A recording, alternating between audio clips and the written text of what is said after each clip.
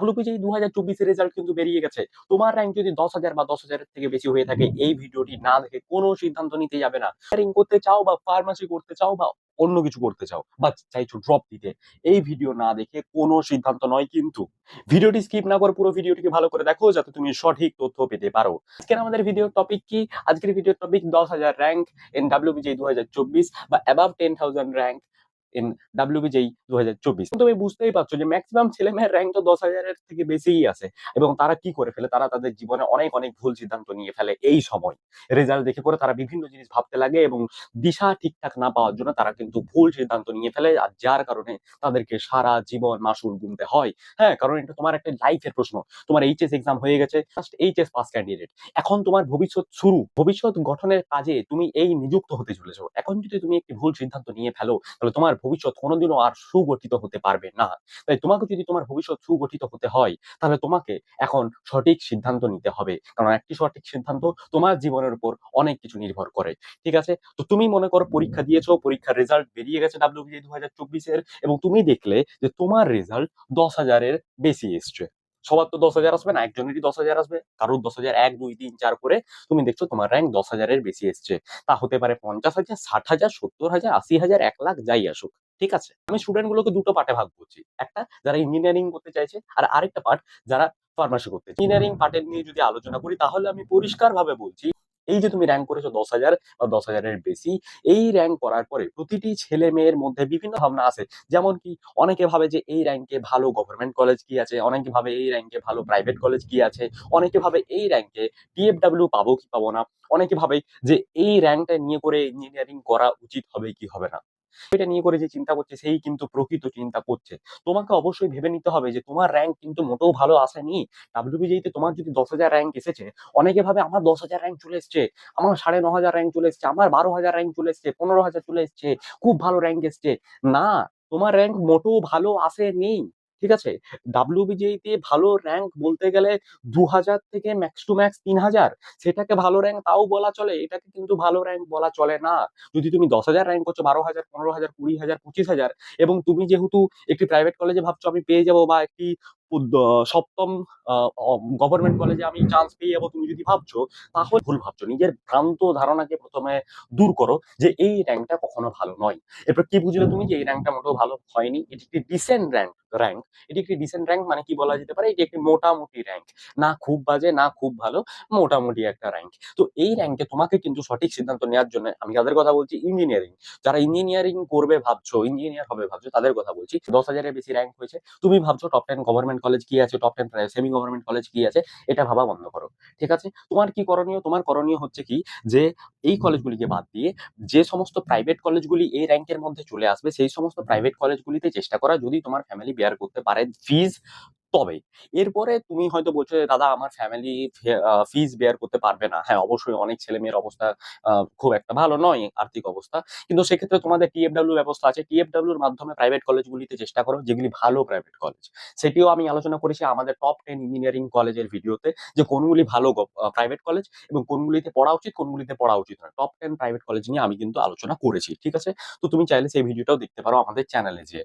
এরপরে কি, সিলেক্ট কলেজগুলি যেগুলো মোটামুটি ভালো, সেগুলিতে তুমি চেষ্টা করলে, তোমার যদি ফিস দেওয়ার ক্ষমতা থাকে তাহলে তুমি নর্মালি চেষ্টা করবে, আর যদি তোমার মনে হয় যে না আমার ফিসটা একটু টাফ হয়ে যাবে, সেক্ষেত্রে তুমি TFW তে চেষ্টা করবে, প্রাইভেট কলেজে। ঠিক আছে, এটা আমি কাদের কথা বলছি, যাদের র্যাঙ্ক 10,000-এর থেকে একটু বেশি, 12, 13, 14, 15, ঠিক আছে, এই 15 পর্যন্ত ধরো, তোমার 15,000 পর্যন্ত র্যাঙ্ক, সেই ক্ষেত্রে আমি তাদের কথা বলছি।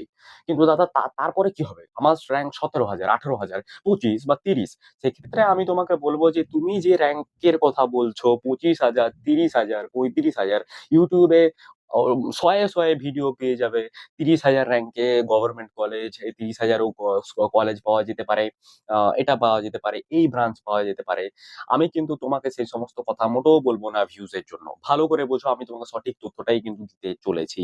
তোমার যদি র্যাঙ্ক প্রচন্ড পরিমাণে হাই চলে এসছে, ধরো 15,000 এর থেকেও বেশি র্যাঙ্ক এসছে, এবং তুমি চাইছো ইঞ্জিনিয়ারিং করতে, এবং সেই র্যাঙ্কে তুমি কোনো ভালো প্রাইভেট কলেজ পাবে না, ভালো গভর্নমেন্ট কলেজ তুমি তো পাচ্ছ না। তুমি যে কলেজগুলো পাচ্ছ সেগুলো কিন্তু মোটেও ভালো নয়, এবং তুমি যদি সেই কলেজগুলিতে ভর্তি হও, সেই কলেজগুলি ভালো নয় কেন? ভালো নয় আমি বলছি, তার মানে তুমি বুঝতে পারছো যে ভালো নয় মানে কি, সেখানে পড়ানো অত ভালো হয় না, সেখানে প্লেসমেন্ট অত ভালো হয় না, কলেজটার ক্যাম্পাস অত ভালো নয়, সবকিছু মিলিয়ে এই কলেজটা কিন্তু অত ভালো কলেজ নয় তোমার যদি এর থেকে বেশি র্যাঙ্ক হচ্ছে। ঠিক আছে, হয়তো এবারে কাট অফ একটু কম গেল বেশি গেল এই করে হয়তো তুমি ম্যাক্স টু ম্যাক্স 18,000 পর্যন্ত হয়তো এগিয়ে গেলে। আমি আবার প্রতিটি ভিডিওতে তোমাদেরকে বলি যে বেসরকারি কলেজে কোনোদিনও কোর ব্রাঞ্চ নিতে যাবে না, কারণ কোর ব্রাঞ্চ কিন্তু মোটেও সোজা ব্রাঞ্চ নয়, যথেষ্ট জটিল ব্রাঞ্চ হয়, সেগুলিতে ভালো করে পড়াতে হয়। এবং কোনো প্রাইভেট কলেজে বিশাল আহামরি কোনো কোর ব্রাঞ্চের ফ্যাকাল্টি নেই যে কোর ব্রাঞ্চে বিশাল কোনো আহামরি পড়াশোনা করানো হচ্ছে। সুতরাং কোর ব্রাঞ্চ কোনো বেসরকারি কলেজ থেকে নিতে যাবে না। আমি কথা বলছি non core branch, CSC, IT, ECE নিয়ে। এরপরে তুমি বোঝো যে তোমার র্যাঙ্ক হয়েছে কত, 15,000-এর বেশি, তো তুমি ম্যাক্স টু ম্যাক্স 16, 17, 18 পর্যন্ত হয়তো গেলে। তারপরে কিন্তু তুমি আর এগাতে যেও না। দাদা, আমার তো র্যাঙ্ক বেশি এসছে কিন্তু আমি তো ইঞ্জিনিয়ারিং করতে চাই। হ্যাঁ, তুমি ইঞ্জিনিয়ারিং করতে চাও, তুমি যদি এতটাই ডেডিকেট হও, তোমার তো এবারে রেজাল্ট ভালো হয়নি, তাহলে কেন নিজের যে জীবনটা, নিজের যে ভবিষ্যৎ গঠনের সময়টা, সেই সময়টাকে তুমি কেন রিস্কের মধ্যে দেবে? তুমি কেন রিস্ক নিয়ে একটি আহ, খারাপ কলেজে চলে যাবে, বা একটি মানে মোটামুটিরও একেবারে নিচের দিকের কলেজে চলে যাবে? তুমি কেন জিতে যাবে? তুমি কেন নিজের ভবিষ্যৎকে একটা সংকটের মধ্যে ফেলতে যাবে? অবশ্যই ফেলতে যেও না তুমি কোনো সংকটের মধ্যে। আমিও পাইতাম, আমিও ভিউজ এর জন্য এমন একটা থাম্বনেল দিতাম, 1 লাখ র্যাঙ্কেও সরকারি কলেজ পাবে, এই নাও দেখে নাও। আমিও কিন্তু এরকম করতে পারতাম, কিন্তু আমি করলাম না কেন? কারণ এটা তোমাদের ভবিষ্যতের ব্যাপার। আমাদের সাবস্ক্রাইবার কম হতে পারে, আমাদের ভিউয়ার্স কম হতে পারে, কিন্তু আমাদের যতগুলো ভিউয়ার্স রয়েছে আমরা কাউকে ঠকাতে চাই না, আমরা তাদেরকে সঠিক তথ্যটাই দিতে চাই। ঠিক আছে, আমার দরকার নেই বেশি ভিউজ এর, কিন্তু সঠিক তথ্যটা যতজন দেখছে তারা যেন পাই। তোমার 22,000 র্যাঙ্ক হয়েছে, আমি তোমাকে বলে দেবো যে হ্যাঁ তুমি ভর্তি হয়ে যাও না বিপি পোদ্দারে, বা বলবো বিসি রয়ে ভর্তি হয়ে যাও, বা বলবো তুমি আরসিসি, আইআইটি, মেঘনাথ সাহা বিভিন্ন কলেজগুলিতে তুমি ভর্তি হয়ে যাও, সেগুলি তো মানে অ্যাভারেজ, বিলো অ্যাভারেজ কলেজ। আমি বলবো ভর্তি হয়ে যাও, বিশাল কিছু স্কোপ থাকবে, এই থাকবে ও থাকবে, কিচ্ছু থাকবে না। ওইগুলোতে যদি তুমি করে ভর্তি হও, তোমার ভবিষ্যৎ শেষ, ধরে নাও প্রায় শেষ। এরপরে এক্সেপশন সব জায়গায় আছে, তো সেটা বাদ দিয়ে আমি বলছি যে তোমার ভবিষ্যৎ প্রায় শেষ। এবারে সিএসসি, আইটি, ইসি এর অবস্থাও খুব একটা ভালো নয়। ঠিক আছে, এবারে আমি তো কোরকে তো ছেড়েই দিলাম, তোমরা বুঝতেই পারছো। এরপর যদি আমি কথা বলি নন কোরের, কার কার বললাম, আইটি, সিএসসি, ইসি, তার মধ্যে যে ইসি, এই ইসি ব্রাঞ্চ তো কোনোদিনও টায়ার 3 কলেজ থেকে পড়তেই নেই। টায়ার 3 কলেজ কোনগুলো?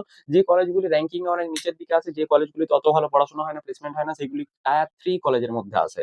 ঠিক আছে, 3টি টায়ারে কলেজকে ভাগ করা হয়, টায়ার 1, টায়ার 2, টায়ার 3। ওয়েস্ট বেঙ্গলে একমাত্র যাদবপুর ইউনিভার্সিটি টায়ার 1-এর কলেজ, বাদ বাকি 2 এবং 3 তে রয়েছে। তো আমি যে কলেজগুলির কথা লাস্টে বললাম সেগুলি সব কি টায়ার 3 কলেজ। তো টায়ার 3 কলেজে তুমি যদি ইসি পড়ো, তোমার কিন্তু কোনো স্কোপ থাকবে না। ঠিক আছে, কেন থাকবে না, না থাকবে না, তার জন্য আমি ডিটেলে ভিডিও পরে বানাবো। এখন শুধু এটুকু বোঝো, অনেক স্টুডেন্ট কিন্তু ভাবে ইসি তে বিশাল ফিউচার, আমি একটি টায়ার 3 কলেজে ইসি নিয়ে করে ভর্তি হয়ে যাই। তুমি টায়ার 3 কলেজে কিছু না বুঝে, কিছু না শুনে ইসি নিয়ে ভর্তি হয়ে গেলে তোমার কোনো স্কোপেই নেই। ওখানে কটা কোম্পানি যাচ্ছে ইসির সেটা কি তুমি জানো? ওইখানে 0টা কোম্পানি যাচ্ছে ইসির। ঠিক আছে, তাহলে সেখানে ইসি থেকে যে প্লেসমেন্ট হচ্ছে, ইসি ছেলেদেরকে সিএস এর থেকে প্লেসমেন্ট নিতে হচ্ছে। সিএস কি? Computer science. সিএসই বললে কি বুঝতে পারবে তোমরা? সিএসই মানে হলো কম্পিউটার সায়েন্স ইঞ্জিনিয়ারিং। ইসি ছেলেরা সিএসসি প্লেসমেন্ট উঠাচ্ছে, মানে কি, কম্পিউটার সায়েন্স ইঞ্জিনিয়ারদেরকে রিক্রুট করতে যে সমস্ত কোম্পানিগুলো গেছে, তাদের প্লেসমেন্টে বসে করে ইন্টারভিউ ক্র্যাক করে ইসি ছেলেরা চাকরি পাচ্ছে। তুমি ভাববে বাবা বিশাল ব্যাপার। বিশাল ব্যাপার নয়, কতটা কঠিন ব্যাপার ভাবো। ইসি নিয়ে করে তুমি পড়াশোনা করছো এবং সিএসসি প্লেসমেন্ট তোমাকে ক্র্যাক করতে হবে। কিভাবে ক্র্যাক করবে? সিএসসি প্লেসমেন্ট ক্র্যাক করার জন্য কি ইসি পড়ার যথেষ্ট? মোটেও নয়।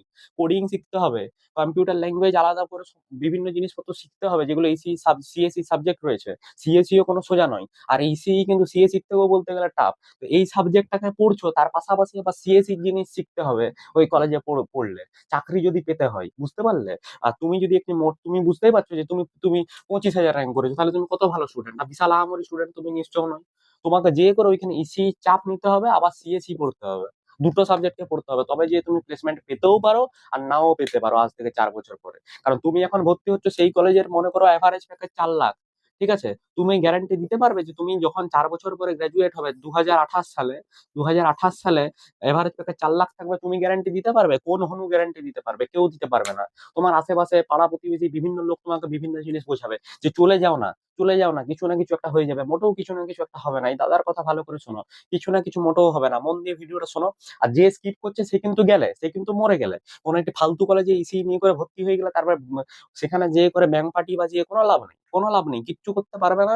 একটা 12,000 টাকার চাকরির জন্য নিজের জীবনটা মানে মাথা খারাপ হয়ে যাবে। 12,000 চাকরি, 12,000-এর প্লেসমেন্ট পাবেনি মাসে, বুঝতে পেরেছো? এমন অবস্থা। অতটা সোজা বিষয় নয় পড়াশোনাটা। আর ইঞ্জিনিয়ারিং মোটেও সোজা বিষয় নয় যে ইঞ্জিনিয়ারিং করবো, মুখের কথা বলবো আর ইঞ্জিনিয়ার হয়ে যাবে, মোটেও সোজা বিষয় নয়। ঠিক আছে, প্রচুর ফিজিক্স, প্রচুর ম্যাথ অ্যাপ্লাই হয়। তো তুমি ভেবো না যে ফিজিক্স আমি কিছু জানি না, ম্যাথ আমি কিছু জানি না, ভর্তি হয়ে যাবো আর প্লেসমেন্ট পেয়ে যাবো।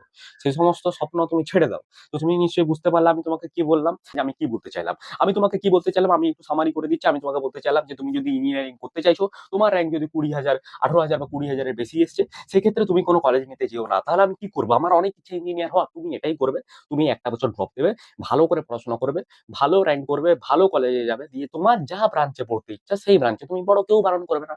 তোমার মনে করো কোর ব্রাঞ্চে পড়া উচিত, পড়ার ইচ্ছে, অনেকের মেকানিক্যাল ইঞ্জিনিয়ারিং করার ইচ্ছা থাকে, অনেকের ইলেকট্রিক্যাল, অনেকের সিভিল, অনেকের কেমিক্যাল ইচ্ছা আছে, থাকতেই পারে, খুব ভালো, আমি সাধুবাদ জানাই তোমার ইচ্ছাকে।